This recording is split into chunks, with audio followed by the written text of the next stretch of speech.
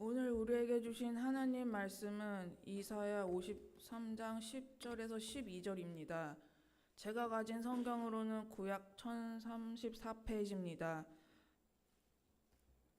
제가 성경을 받들어 봉독하겠습니다.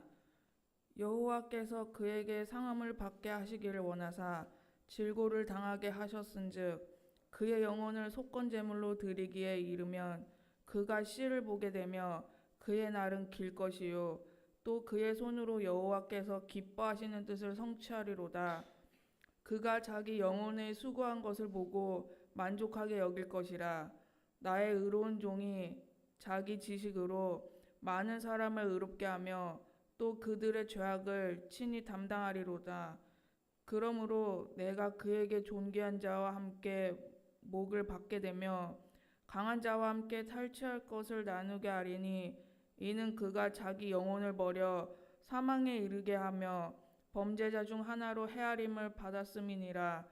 그러나 그가 많은 사람의 죄를 담당하며 범죄자를 위하여 기도하였느니라. 아멘, 아멘, 아멘.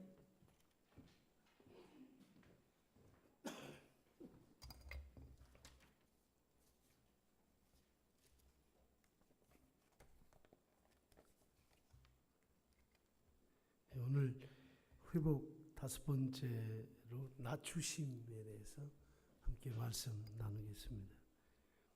하나님은 예수 그리스도를 상하게 하시고 질고를 당하게 하셨습니다. 왜냐하면 예수님이 자기 영혼을 속건제물로 하나님께 드리기를 원했습니다.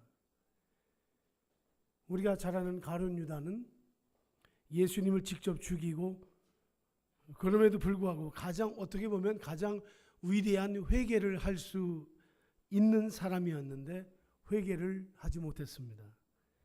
가룟 유다는 자기 의지로 예수님을 죽인 유일한 사람입니다.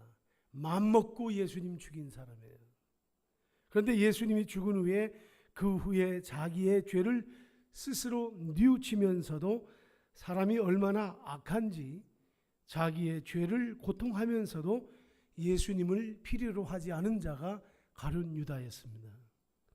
그런 예수님을 죽였고 예수님 없이 스스로 죄를 뉘우치고 결국은 사단의 종이 되어서 스스로 목숨을 끊었습니다. 가룟 유다가 우리에게 끝까지 보여주는 것은 예수님 없이는 어떤 이도 자기의 죄를 스스로 회개할 수 없다는 것을 가르쳐주는 진리입니다. 아무리 순수한 사람도 내가 예수님을 죽였구나. 내가 어떻게 하면 좋을까? 이렇게 깨닫는 아주 순수한 사람이라 할지라도 예수님 없이는 구원이 없습니다. 근데 왜 아멘을 안 해? 이 어마어마한 진리를 말하는데 예? 돈이 돼야 아멘하지. 돈이 안 되니까 아멘 안 해. 여러분 이보다 더 큰 진리가 없어요. 또 한 번 할까요? 아무리 순수한 사람도 난 정말 죄인이야. 내가 예수님을 죽였다고 하고 이렇게 깨닫는 순수한 사람도 예수님 없이는 구원이 없습니다. 우리는 하나님이 예수님과 함께 하신 일을 바라볼 때 바로 거기에서 구원이 와요. 그때 우리가 난 정말 할 수 없구나. 나는 할 수 있는 것이 아무것도 없구나 하는 것을 그때 발견하게 되는 거죠. 다만 우리가 하나님을 못 바라보는 것은 딱 하나밖에 없어요. 자기를 신뢰하고 있어요. 자기를 의지하고 있어요. 여러분 한번 생각해 보세요. 오늘 주일 예배. 나는 내 생애를 주님께 다 신뢰했는가? 의지했는가? 내가 주인인가? 주님이 주인인가? 평생 우리가 신앙생활 하면서도 이것이 분명하지 않으면은 미안한 얘기지만 죽을 때까지 예수 믿어도 구원받은 자의 기쁨이나 주님의 증인으로는 살 수가 없습니다. 예수님이 주인이 되어 있으면 그분을 자랑하게 되고 그분을 증거할 수 있는데 그렇게 못하는 거죠. 여러분 증인과 증거 달라요. 증거는 자료를 많이 가져야 돼요. 여러분 성경에 예수님은 부활에 대해서 증거 자료를 남겨놓지 않았어요. 그냥 증인만 있을 뿐이에요. 내가 만났다는데 내가 만났다는데 내가 그분을 주인으로 모시고 있다는데 그분이 내 왕이고 내 주인이라는데 이게 뭐예요? 확신이에요. 이건 감출 수가 없는 것이죠. 예. 그런데 우리가 주님과 우리 자신을 똑같이 신뢰할 수가 없습니다. 똑같이 믿을 수가 없어요. 하나님께서 저와 여러분에게 빛을 비추어 주셔서 저는 여러분이 이것을 꼭 알기를 바랍니다. 이제라도 알기를 바랍니다. 난 나를 의지하고 있는가? 주님을 의지하고 있는가? 몇 %예요? 50, 50이요? 여러분 속는 거예요. 신앙생활 좀 미안하지만 가짜예요. 부족해도 주님을 의지하세요. 절대 주님을 의지하세요. 그분이 인도하십니다. 신앙생활 반쪽으로 하면 얼마나 재미없어요. 여러분 맨날 여기에 캥기고 가다가 턱 걸리고 뭐 재미가 있어요. 우리가 예수 제대로 믿어야죠. 우리 금년 보내면서 이제 한 주간밖에 다음 주일 남았는데 하나님 앞에 오늘 여러분들이 이 말씀 드리면서 그런 결단이 있기를 바랍니다. 고린도서 1장 8절부터 10절 보면 그런 말이 있어요. 바울 사도가 아시아에서 큰 환난을 당했어요. 얼마나 큰 환난을 당했는지 이걸 너희가 꼭 알기 원한다 하면서 힘에 겹도록 심한 고난을 받고 살 소망이 끊어져서 살 소망까지 끊어졌어요. 이 바울 사도가 살 소망이 끊어지고 사형 선고 받은 것과 똑같다 그랬어요. 근데 바울 사도가 어떤 분이에요? 대사도잖아요. 어마어마한 사도예요. 성경 신약 성경의 절반을 기록한 사람입니다. 근데 어떻게 이분이 살 소망이 다 끊어져. 살 소망이 끊어지고 심지어 사형 선고 받은 것과 같은 그러한 자리에 처했다. 근데 이젠 가망이 없는 거예요. 이분이 아시아에서 이런 일을 당했다고 그랬어요. 사도행전에 나오지 않는 거예요. 놀라운 일이에요. 여기서 고린도후서 1장 8절에서 이 말을 척 하는 거예요. 왜 바울 사도가 나한테 이런 살 소망이 끊어지고 내게 사형 선고받은 자처럼 이런 어려움을 겪었는가? 바울 사도가 그 말합니다. 이는 하나님께서 죽은 자 가운데서 다시 살리신 바로 그분을 의지하게 하려 합니다. 나를 의지하지 않고 그분을 의지하게 하려 합니다. 여러분 오늘 성령께서 여러분 마음에 주님을 절대 신뢰하는 은혜를 여러분에게 내리시기를 축원합니다. 여러분 우리 신앙은 이거 여기서 판결 나는 거예요. 누구 의지하느냐가 판결 나요. 주인이 누구냐에 따라서 판결 나는 거죠. 고린도 교회는 주님을 믿고 사랑했어요. 그리고 여러 가지 은사도 있었지만 교회가 이상하게 어려움이 자꾸 오는 거예요. 말 잘하는 사람이 있었어요. 구변이 좋았어요. 은사가 있었습니다. 지식이 있었어요. 이 교회가 고린도 교회가 이런 사람이 교회에 있으면 그 교회 문제 없습니다. 그런데 교회가 자꾸 이상한 일이 벌어져요. 그게 뭐냐면 성령의 역사가 계속 나타납니다. 이 교회에 고린도 교회 성령의 역사가 계속 나타나는데 이상하게 예수님이 나타난 것이 아니라 자신들이 누구인지 사람의 이름이 점점 드러나기 시작했어요. 그래서 나는 바울파다, 나는 게바파다, 나는 아볼로파다. 맞아, 게바파라는 말은 베드로라는 말이에요. 나는 베드로파다, 나는 아볼로파다. 심지어 어떤 사람은 나는 그리스도파다. 이런 사람까지 나타난다고 말했어요. 이게 뭡니까? 파가 생기는 건 딱 하나예요. 자기 드러내고 싶어서 하는 거예요. 아무 이유 없어요. 주님은 그거 원치 않으세요. 바울 사도가 고린도 교회에서 기가 막힌 설교를 하고 기가 막힌 은사를 거기에 경험하게 하고 다 했는데 안 들어먹어요, 고린도 교회가. 그래서 그 다음에 고린도 후서를 기록하게 됩니다. 그 고린도 후서 1장에서 속 나오는 말이 뭐냐면은 아시아에서 심한 고난과 살 소망이 끊어지고 사형 선고받은 같은 이런 큰 고통이 그에게 왔다는 거예요. 예, 사형 선고를 받았다는 말은 예수님이 골고다에서 십자가에서 고난을 겪은 죽음을 겪은 것과 같은 바로 그것을 말합니다. 그래서 살 소망이 끊어지고 자신에게 사형 선고가 내리진 줄 알았다. 그렇게 말합니다. 여러분의 아시아는 어디입니까? 바울 사도가 아시아에 가서 살 소망 끊어지고 사형 선고 받은 줄로 알았어요. 이게 꼭 필요한 거예요. 이거 없이 우리가 지나가는 거예요. 이걸 우리가 겪어야 돼요. 주님이 여러분에게 살 소망이 끊어지게 했던 그 아시아는 어디인가? 사람마다 다르지. 어떤 이는 남편이 집 나가는 건 괜찮은데 아이가 없어지면 야단나요. 죽은 줄 알아요. 죽는 줄 알아요. 사형 선고 받은 줄 압니다.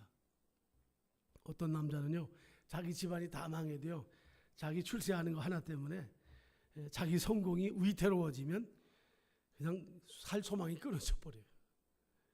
사랑만 받는 어린아이가 엄마에게 장난감을 빼앗기면요, 인간임을 포기해. 인간임을 포기해. 그 땡깡 놓고 하는 거 보세요.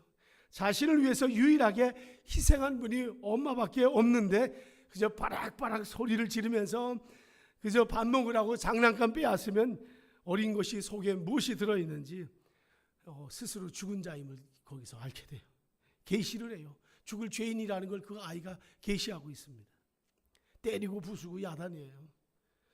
순수한 어린아이부터 모든 것을 포장하고 있는 노인에 이르기까지 포장하고 있는, 제가 근사하게 말해서 이렇게 말하는 거예요. 포장하고 있는 노인에 이르기까지 인간이 죽을 죄인임을 늘 드러냅니다.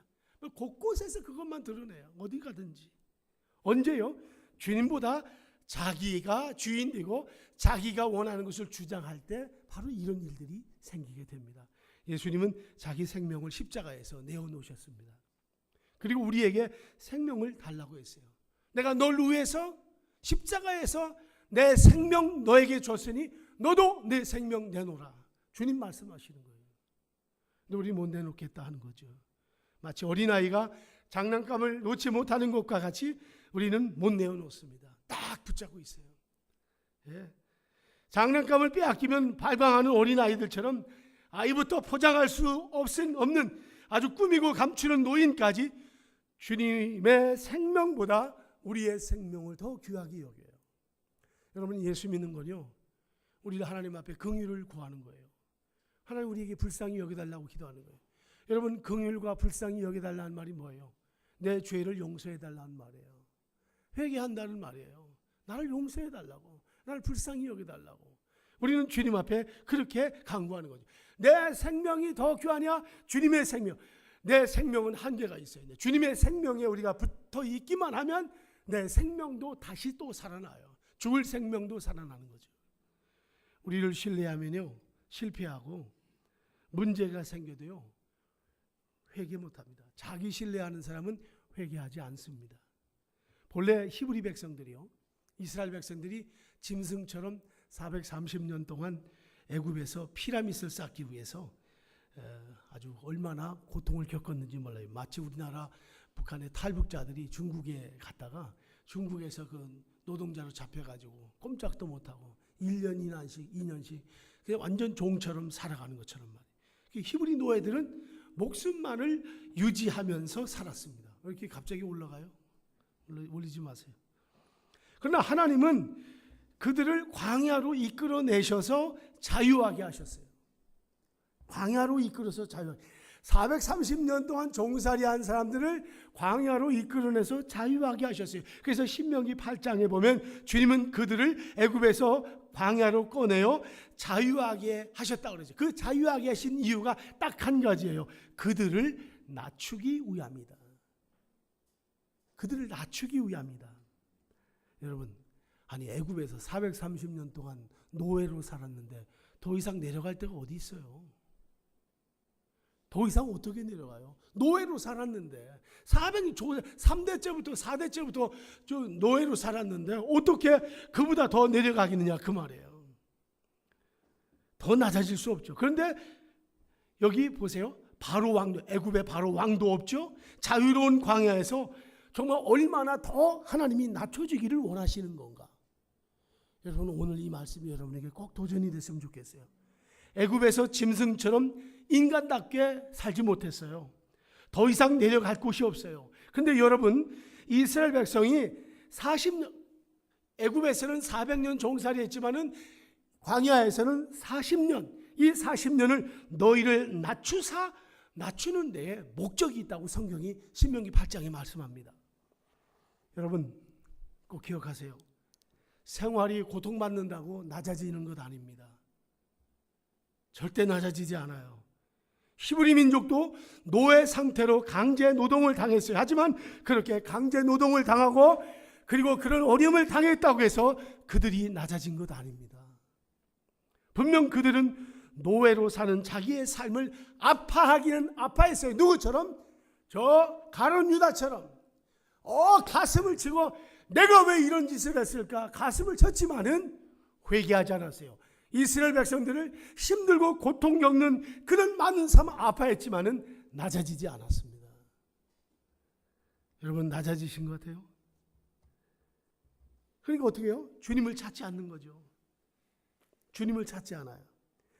가룟 유다가 예수님을 팔아 죽음에 넘기고 아파하면서도 여전히 주님을 찾지 않은 것처럼 주님을 찾지 않은 거죠. 그런데 광야로 나가서 주님은 그들에게 약속을 하십니다. 바로 그 약속 앞에서 주님이 그들을 낮추세요. 무슨 약속이냐? 주께서 그들에게 맨 먼저 주신 약속은 안식일의 약속이었어요. 안식일. 6일 동안 만나를 먹다가 7일째 되는 날은 만나 내리지 않으니까 쉬라는 겁니다. 쉬라는 거예요. 안식일에는 만나를 주우러 나오지 말라고 그랬어요. 여러분 이렇게 쉬운 것을 못할 자가 어디 있어요? 나오지 말고 쉬라는데. 이런 쉬운 약속이 어디 있어요? 그런데 히브리 사람들, 이스라엘 사람들은 애굽에서 쉬어 본 적이 없는 게 문제였어요. 노예로 살았기 때문에. 광야로 나와 매일 아침에 나가 만나만 주어가지고 하루 종일 쉬었어요. 하는 게 없었어요. 게다가 7째 날 안식일 날은 철저하게 쉬라는 것이었어요. 그런데 쉬는 것 그걸 못했어요. 여러분 여기 굉장한 진리예요. 평안히 쉬고 만나만 먹으며 하루를 지내라. 이젠 그것도 힘드니 안식일에 아예 나오지 말아라.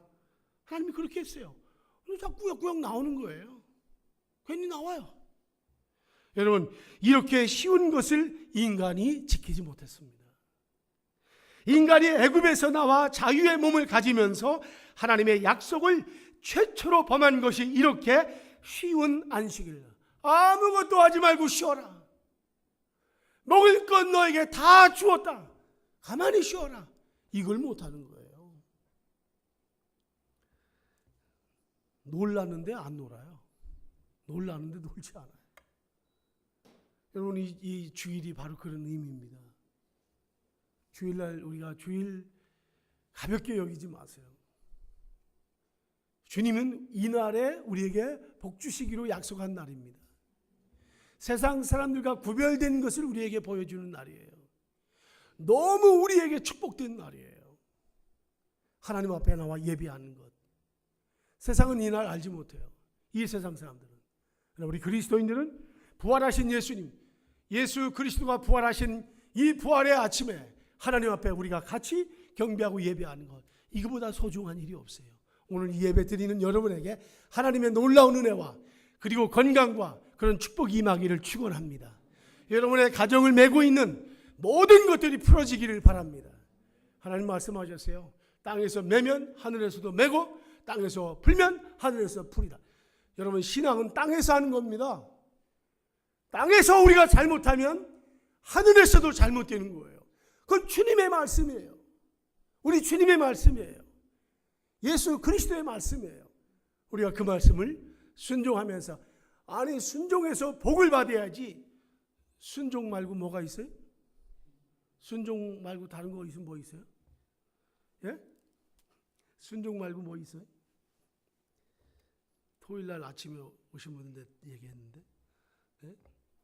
순종이 불순종이 아니라 순종 못하면 잡종이에요. 예. 순종은 하나님께 나아갈 수 있지만 잡종은 어디 가요? 보신탕 집에 가요. 안식일을 지키라 그랬어요.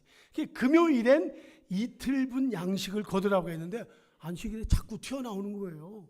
안식일에 양식을 구하려고. 여러분 이것이 인간의 죄성입니다. 근데 못 견뎌요. 가만히 있는 것을 못하는 거예요. 주님은 그들로 하여금 힘 안 들이고 낮추게 하셨어요.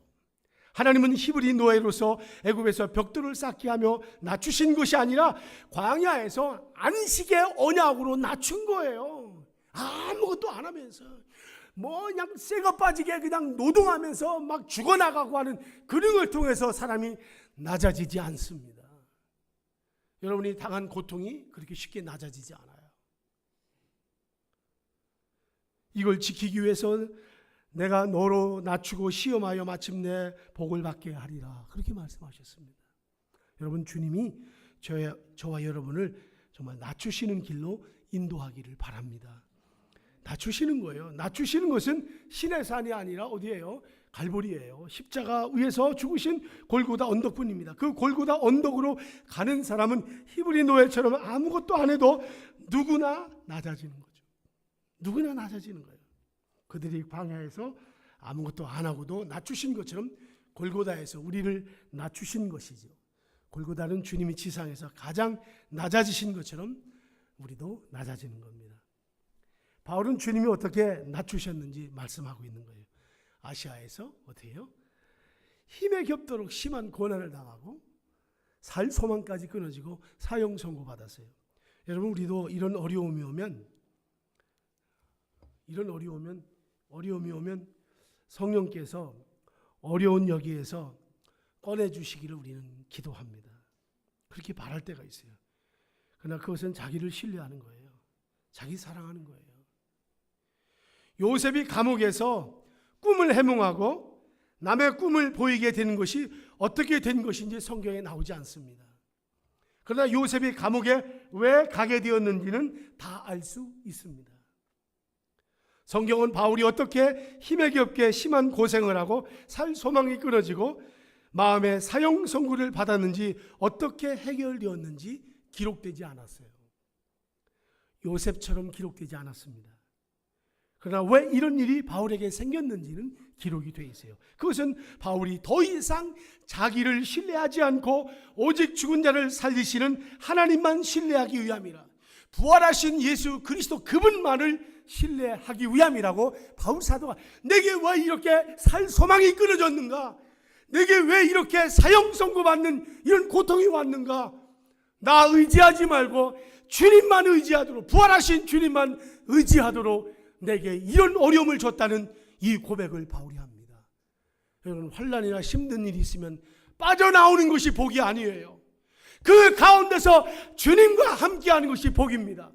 천국은 아무 염려 없는 것이 천국이 아니라 주님과 함께하는 것이 천국이에요.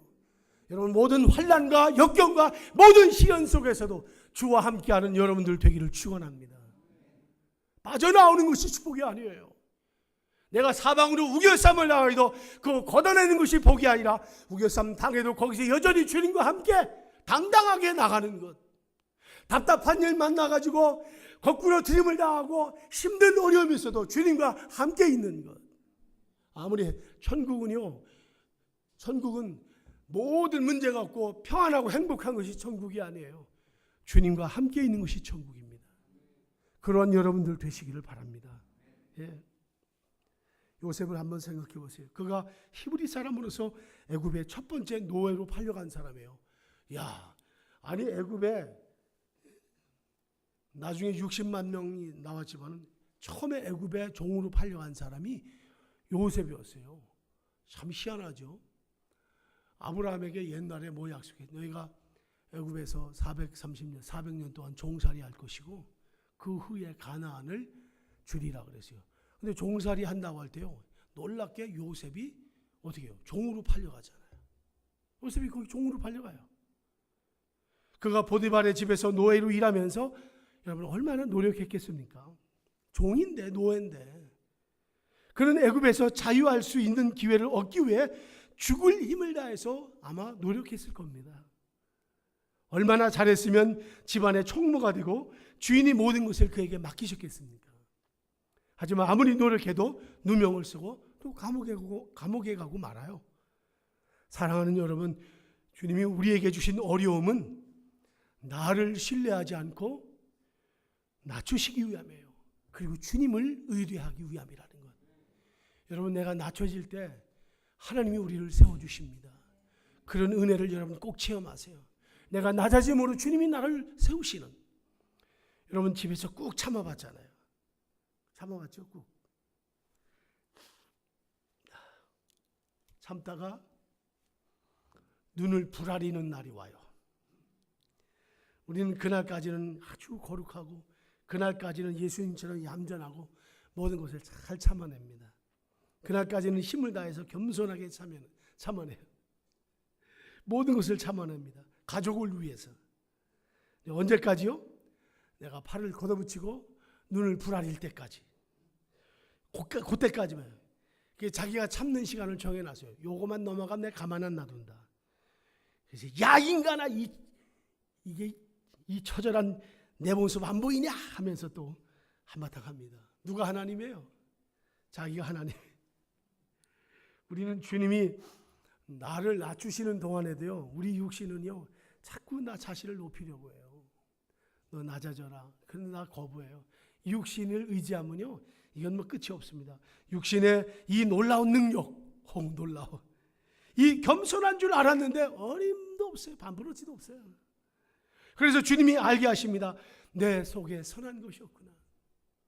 내 속에 선한 것이 없구나. 내 속에 나를 신뢰할 만한 것이 없구나. 예? 이걸 알게 하시는 거죠. 여러분 이걸 알 때 구원의 시작이에요.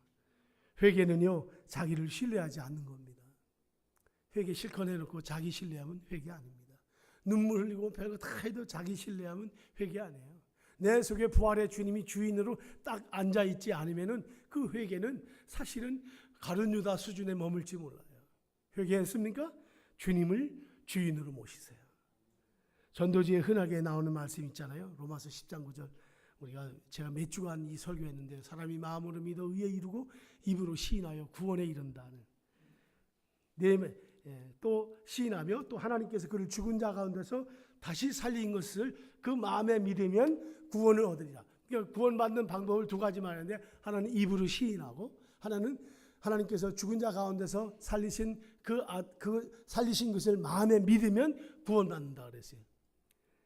근데 놀랍게 바울은 이 놀라운 이 구원의 사실을 알기 위해서 이걸 알기 위해서 고린도 저 아시아에서 어마어마한 환난과 심한 그 환난과 살 소망이 끊어지는 그런 어려움과 고통을 겪어요.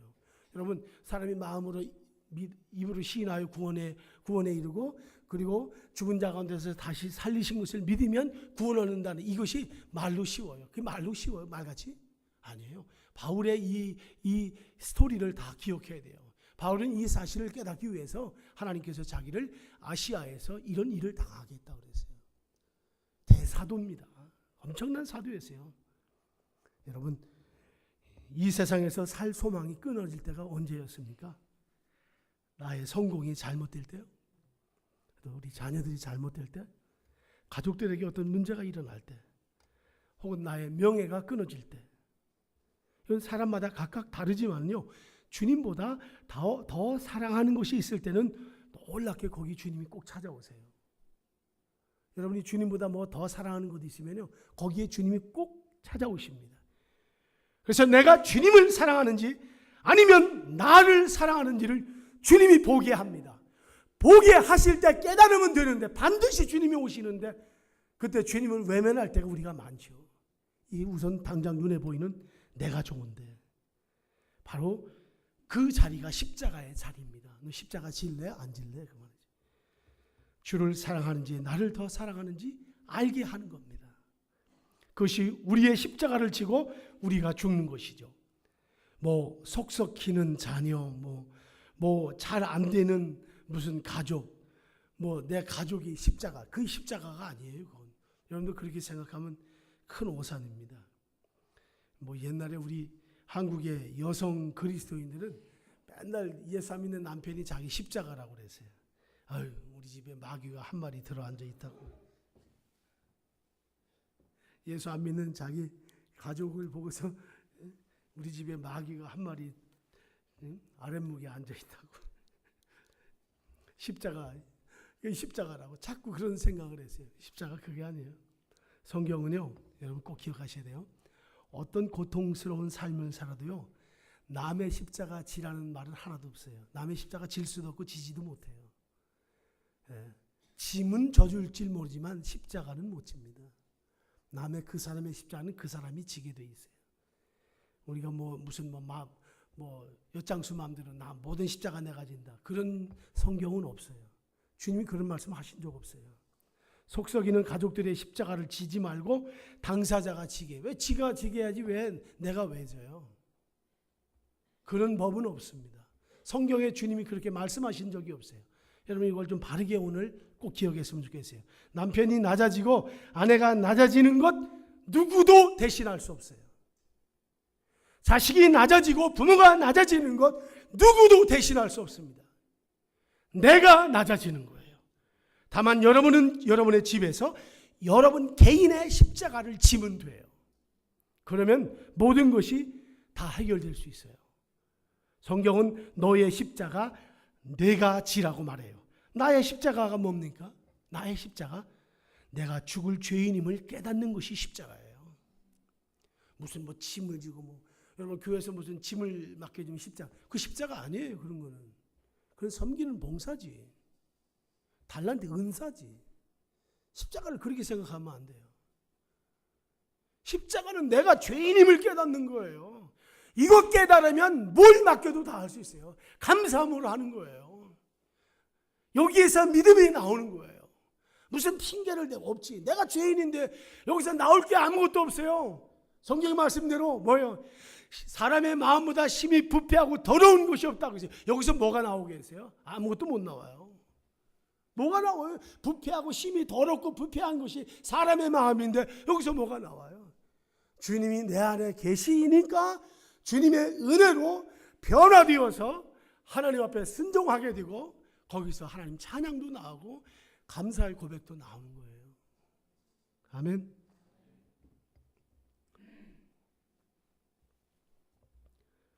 예. 여러분 바울은 매를 맞아도 찬송했던 사람이에요. 매를 막 때렸어요. 매를 막 맞았는데도 죽었어요. 바울이 두들겨 맞아가지고 죽었습니다. 그래서 성 밖에다 성경에 보니까 죽은 줄 알고 버렸더라. 그 다음날 아침에 부시시 눈 부시면 일어나가지고 그다시 또 복음을 전하라. 가끔 제가 이 이야기지만 난 이 바울 사도를 생각하면 내가 이 세상에서 어떤 수모를 겪어도 그건 바울만큼 내가 따라잡을 수가 없다. 얻어 맞아가지고 죽어가지고 밖에 버렸는데 그 다음 부시 일어나고 또 성경 들고 우리식으로 말하면 복음 전하러 갔단 말이에요. 세상에 이런 분이 어디 있어요? 내가 세상에서 순환을 겪고 욕을 먹으면 내가 이보다 더 큰 걸 당하겠어요? 위대한 분이죠. 아무도 당해낼 수 없는 자였어요. 그런데 어떤 일이었기에 이러한 바울 사도가 살 소망이 끊어졌느냐 그 말이에요. 도대체 어떤 일이에요? 바울은 사랑하는 제자에게 이렇게 말한 적이 있어요. 디모데전서 1장 15절에 나 이 말씀 들으면은 이게 하나님의 종의 길인가 하는 생각이 들어요. 아시아에 있는 모든 사람이 나를 버린 이 일을 내가 아나니. 바울이 모든 사람들이 바울을 다 버렸습니다. 환난과 핍박으로 인해서 예수 믿는 것이 어려워질 때 바울을 다 버렸다 그랬어요. 버림을 받았어요. 모든 교회가 버리고 주님의 몸된 교회에서 버림을 받았습니다. 사도에게 엄청난 충격이었을 거예요. 사형 선고를 받은 것으로 알았다 그랬어요. 여러분 여기에 바울이 이 사도 바울을 우리가 불쌍히 여길 때가 아닙니다. 참 안 됐다가 아니에요. 이런 사건을 통해서 바울은 뭘 발견했어요? 뭐 의지하지 않고 자기를 의지하지 않고 주님을, 죽은 자 가운데서 다시 살리신 하나님을, 예수 그리스도를 의지하게 하려 합니다. 오늘 주제가 이거예요. 여기까지 낮아져야만이 나를 의지하지 않고 주님을 의지할 수 있습니다. 여러분 우리 교회의 신앙, 성도들의 신앙이 이 신앙을 꼭 갖기를 바랍니다. 제가 여러 번 강조할 거예요. 새해 연초부터 이런 부분을 우리의 신앙이 잘못됐어요. 잘못 믿는 거예요. 잘못 믿을 뿐만 아니라 우리가 잘못 잡고 있는 거예요. 우리가 이런 부분에 대해서 바로 서서 정말 하나님의 자녀의 권세를, 하나님이 자녀의 권세전에 한 번도 자녀의 권세를 부려본 적도 없고 누려본 적도 없어요. 맨날 절절매고. 하나님의 자녀예요. 마귀는 권세가 없어요. 뭐 있어요? 능력은 있어요. 그러나 우리에게는 권세 있어요. 무슨 권세? 명령할 수 있는 권세가 자녀의 권세입니다. 그러니까 사탄아 물러가라, 귀신아 물러가라, 우리만이 할 수 있어요. 아멘. 귀신은 못해요. 그거를. 마귀는 못해요. 마귀는 권세가 없어요. 능력밖에 없어요. 천사에게 하나님께서 쫓겨난 다음부터는 제 백보자 심판이 있을 때까지 꼼짝 못하지만은 권세는 부리지 못해요. 뭘 해? 능력을 행합니다. 기적도 막 행하고. 우리는 권세, 자녀의 권세를 가지고 있습니다. 여러분, 어떤 이는 장난감이 없어지면 우는 아이처럼 조금만 어려움이 와도 다치고 던져요. 말을 다 못해서 그렇지 인간이기를 포기해요. 가난 아이들이 우유병만 뺏어도 바락바락 우는 것처럼. 또 좀 더 커서 마음에 들지 않는 큰 아이들은 마음에 조금만 안 들어도 좀 기분에 말만 안 좋은 말만 들어도 예수님 어디 있어요? 교회도 없어요. 그때 알 수 있어요. 이쯤 되면 주님을 사랑하지 않는다는 것 알 수 있어요. 내가 살기 위해서 예수님을 버리는 거죠. 예수님이 십자가에 죽으실 때 두 종류 사람이 있어요. 이거예요. 자기를 살기 위해서 예수님을 버리는 사람. 자기가 살기 위해서 예수님을 버리는 사람이고, 이 골고다에서 있었던 일이에요. 하나는 자기가 살기 위해서 예수님을 죽이는 사람. 버리는 사람이 있고 죽이는 사람이 있어요. 인류 역사에 이 두 가지밖에 없습니다. 십자가 앞에서는. 누구나 다 그래요. 그러나 우리는 어때요? 우리의 회개는 못 박히신 그리스도 앞에서 설 때 낮출 수 있는 유일한 기회가 돼요. 그리스도인들은. 내가 살기 위해서 예수님 죽이는 자, 이 두 종류밖에 없다는 것. 그렇지만 가룟 유다 어땠어요? 자기 목숨을 끊을 만큼 애통했지만 회개하지 못했어요. 여러분, 우리 각자가 다 다르지만 지금 바울 사도가 힘에 지나도록 심한 고생을 당하고 살 소망이 끊어지고 사형 선고를 받은 것 같은 고난이 있어요. 그런데 오늘 우리 주님은 이 상황을 어떻게 하면 이 상황을 좀 빠져나갈까 기도하라고 말씀하지 않아요. 여러분, 이 원리를 오늘 발견하시기를 바랍니다. 다만 이 일이 왜 너에게 왔는가를 알라고 지금 말씀하십니다. 내게 왜 이 일이 왔을까? 따라합시다. 나를 신뢰하지 않고 부활하신 주님을 신뢰하라고. 여러분이 어떤 어려움은 꼭 이걸 기억하세요. 왜 이런 일이 왔을까? 나 신뢰하지 말고, 나 믿지 말고 주님 믿으라. 하나님이 역사하십니다. 제가 이 감기가 넷째 주에 이르렀습니다. 무슨 특별 기도회도 이렇게 안 하는데 감기는 왜 이렇게 오래 가는지 모르겠어요. 근데 어제 몸이 너무 아파가지고 할 수 없이 가서 링거 맞았어요. 그래서 조금 반짝할 때 제가 춘천에 어제 다녀왔습니다. 정말 어제 너무너무 힘든데 제가 약속을 해서 춘천에 한마음교회 저녁 집회 다녀왔어요. 제가 설교하러 간 거 아닙니다. 거기 그 은혜 한 교회가 그렇게 예배하는 그 모습을 제가 오래전부터 동경했기 때문에 어제 갔다 왔어요. 목사님하고 교회 장로님하고 집사님들이 아주 너무 따뜻하게 저를 맞이해 줘서 제가 안내를 받아서 예배 시간 8시 예배에 제가 갔습니다. 저녁. 저희 8시에 예배에 갔는데 교회 중직자들은 말할 것도 없지만은 교회 청년들 집회입니다. 매주 토요일이. 근데 700명이 모였어요. 1시간 찬양을 하고 1시간 30분 동안 간증이 있었습니다. 그런데 제가 그 교회 가서 참 너무 놀라운 그런 걸 발견했어요. 여러 가지 상상할 수가 없는데 세 사람의 간증자가 나와서 하는데 우리 텔레비전 채널에 C 채널이 있는데 거기 60몇 번째 지금 간증이 나가고 있다고 그래요. 근데 이번에 간증한 사람들이 동성연애자입니다. 또 한 여자는 40살이에요. 한 사람은 30대 중반인데 결혼해서 애가 둘씩 있는데, 하나님이 그냥 예수 믿고 구원받아 부활의 주님을 증거하는 증인으로서의 그런 그 간증 집회가 계속 이어졌는데, 놀랍게도 그 교회가 동성연애를 반대하는 그거를 홈페이지를 가지고 굉장히 지금 일을 많이 했죠. 우리나라에서 제일 크게 한대요, 거기가. 그런데 놀랍게도 자기 교회 안에 그런 사람이 들어와 가지고 있다가 거기서 복음을 듣고 사람이 변화된 거예요. 40살 된 여성은 동성연애하면서 이미 여러 번 살았어요. 자기 파트너를 내고 부부로서 5년 동안 살기도 하고. 근데 친구의 어떤 전도를 해가지고 그 교회 와가지고 거기서 복음을 듣고 그래서 거기서 신앙생활을 바르게 했어요. 그래서 완전히 180도로 완전히 바뀌어졌어요. 그날 그분의 간증을 어제 저녁에 제가 들으면서 야, 좀 놀랍다. 하나님이 이렇게 동성연애자들 바꾸기가 어렵다고 하거든요. 근데 두 번째 한 사람은 인류대학 철학과 나온 사람이 여성인데 아주 멋있게 생겼어요. 애가 딸이 둘인데 동성연애를 권장하며 다녔던 자기가 더 나쁜 사람이라고 하더라고요. 요 앞에 나왔던 먼저 간증한 자보다 내가 나쁜 여자라고. 자기 표현을 악랄한 여자라고 하더라고요. 악랄한 여자. 아이들한테 동성연애 괜찮은 거야. 어디서나 했대. 그러니까 자기 같은 사람이 더 큰 죄를 질 수 있는데 자기가 복음을 듣고 친구를 통해서 어떻게 복음을 듣고 교회 나와서 예수님 영접하고 그런 증인이 됐어요. 그런데 더 놀라운 거 있어요. 이런 사람을 교회가 받아가지고 이런 사람이 교회 앞에서 자기 모든 것을 속된 말로 다 까발리면서 다 하는데도 교회가 기쁨으로 그걸 울타리가 되고 어머의 품이 돼가지고 품어줬다는 거. 여러분 우리 교회 그런 사람이면 맞이할 수 있는 마음이 있습니까? 동성연애자가 와서 방황하고 헐떡거릴 때 여러분들 맞이할 수 있는 그런 마음이 있어요? 우리 낮아져야 합니다.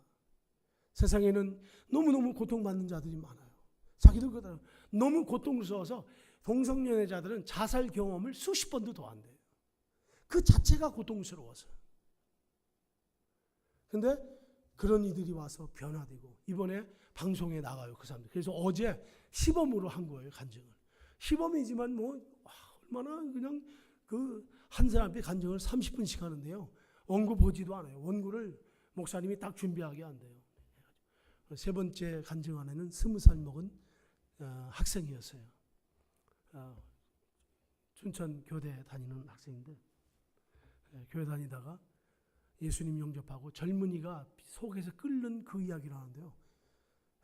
저는 저 사람은 분명히 사역자 된다. 그런데 교회가 벌써 사역자로 찍어놨다고 하더라고요. 그래서 하나님이 일하도록 뒷받침할 거라고. 깜짝 놀랐어요. 우리 언제 차 한 대 대절해가지고요. 토요일 날 시간이 없으니까 다른 날 토요일 한번 가. 그 아래 위층 어마어마한 강당에 꽉 찼어요. 그 어제 찬양 인도를 중고등학생들이 하는데요. 근데 애들은 중고등학생들 일찍 하고 가더라고요. 찬양만. 1시간 찬양 인도를 하는데 영감 있는 찬양. 제가 준비를 하고 간 거잖아요. 제가 갈 때도 울었어요. 차를 타고 가면서 많이 회개하면서 갔어요. 근데 역시 가서도 마찬가지고 올 때도 마찬가지고 1시에 왔어요.